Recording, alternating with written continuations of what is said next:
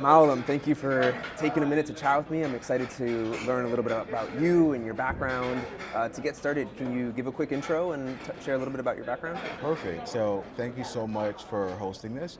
My name is Mawulom Nenonene, and in terms of my background, I started my career as a biomedical engineer, spent a little bit over half a decade working for the DoD, and then transitioned fully into talent acquisition. So what I do now is build teams and share what I learned. Currently, I'm a senior advisor to Point, and I focus primarily on talent and HR. So building repeatable systems that we can leverage to qualify, engage, and hire candidates, and then supporting the work to ensure that we are living out our people first principles. Love that. So, first question is kind of obvious. Tell me about that transition from biomedical engineer to talent acquisition. Why did that happen? What was the reason for that? That's a great question. So, the short version or the long version? Your call. Awesome.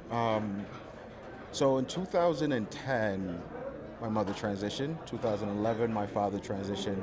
My partner, her mother passed away as well. So we were living in Somerset, New Jersey, and we had a fridge full of magnets.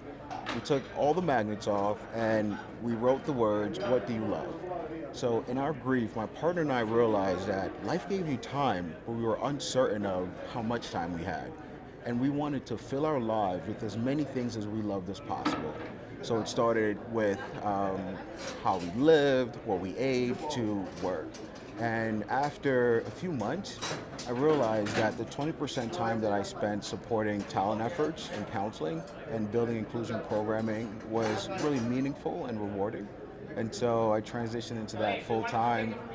I got my first true talent role as a contractor at Google, moved through a number of roles, and I would say the one that sticks out most would be Thumbtack.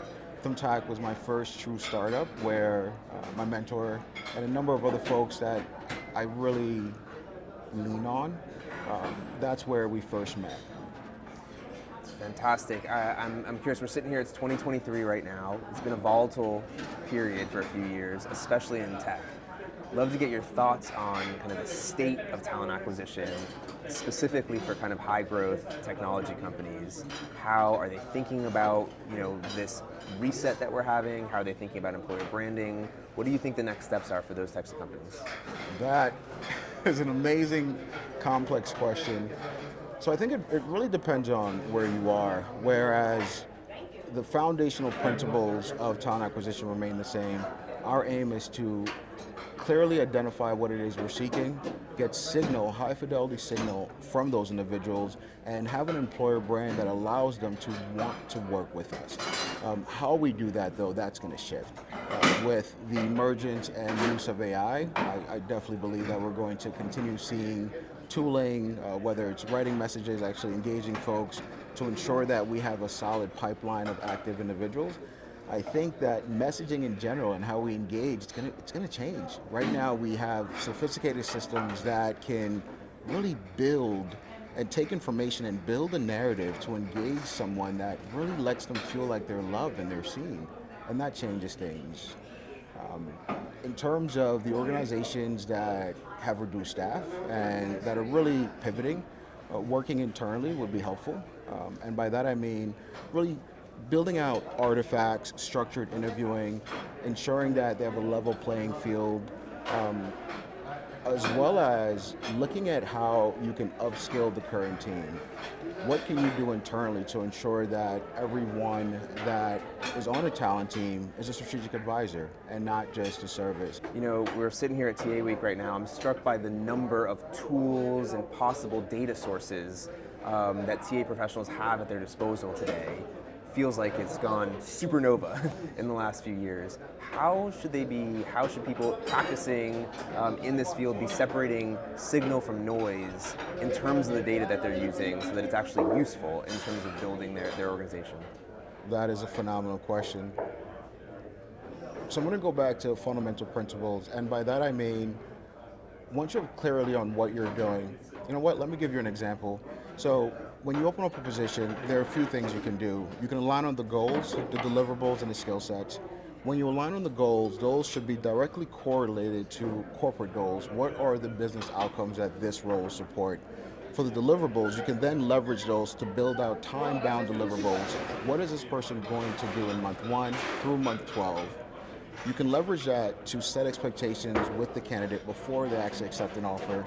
And then the skill sets, you can take that, distill it, and then build structured interviewing around it so that not only are you seeking signal, but your approach to seeking that signal is standardized. Perhaps even building out success criteria. Personally, I view structured interviewing as getting clearly on what you want and then having a clear understanding of the questions as well as what it means when someone succeeds.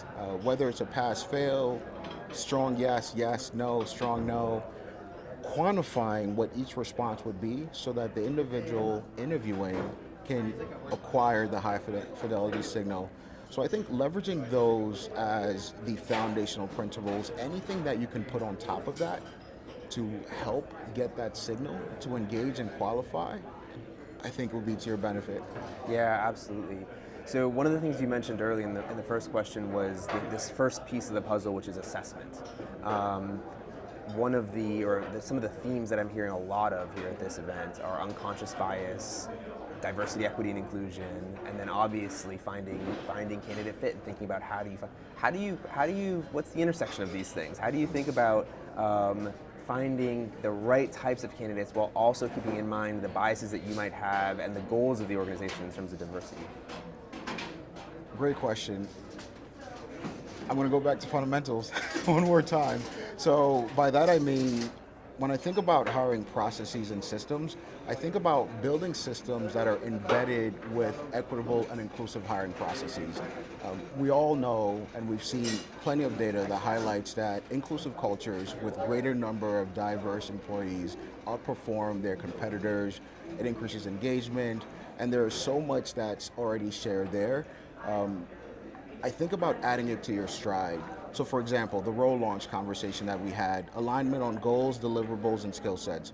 What if every lead recruiter would partner with the hiring manager to then talk about high performance? Ask the manager questions similar to what's missing from the team?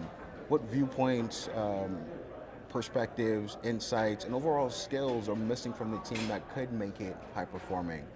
The word diversity is interesting in the sense that we're seeking the outward manifestations of something that's hard to quantify. And so we're looking for the non-majority as in relation to the majority. So if we have an organization that's majority one group, we're looking for individuals that can come in and add more context to it.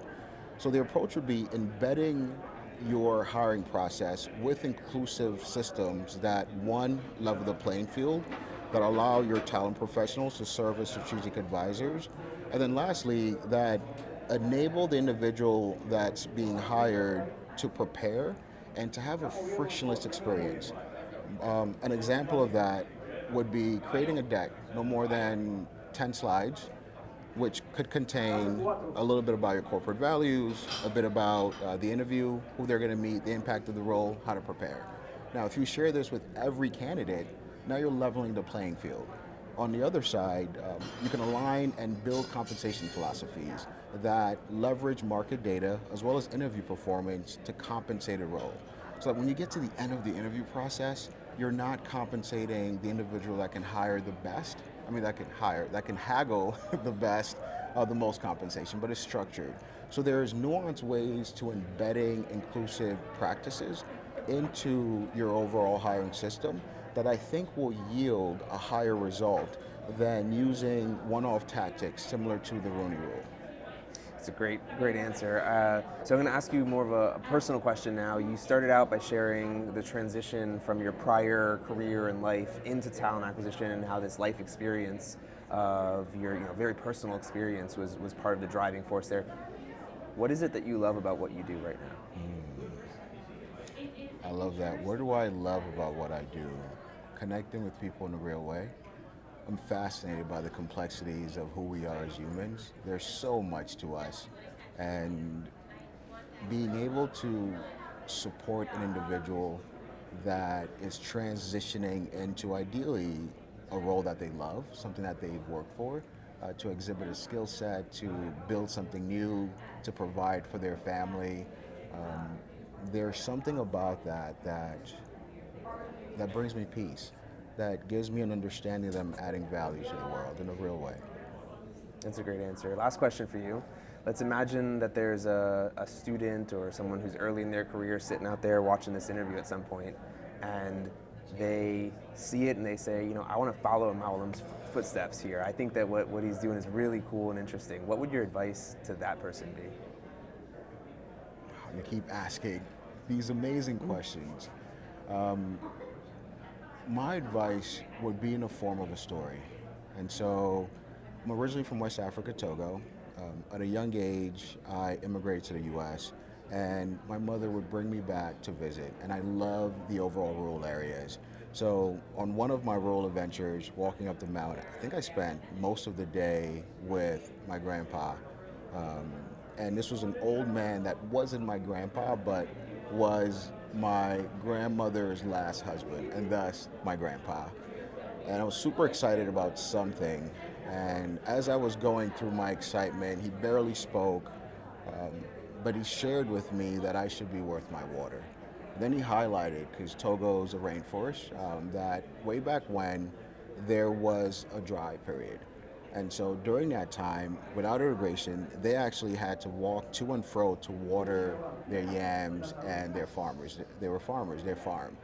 And so he talked about the painstaking process of doing that back and forth, day after day. And what would happen when the overall season came and that fruit, that vegetable, did not yield any fruit. So he wanted me to be worth my water. So I would say to them, be worth your water. This world will give you so much. It'll give you love, it'll give you sunshine, it'll give you support.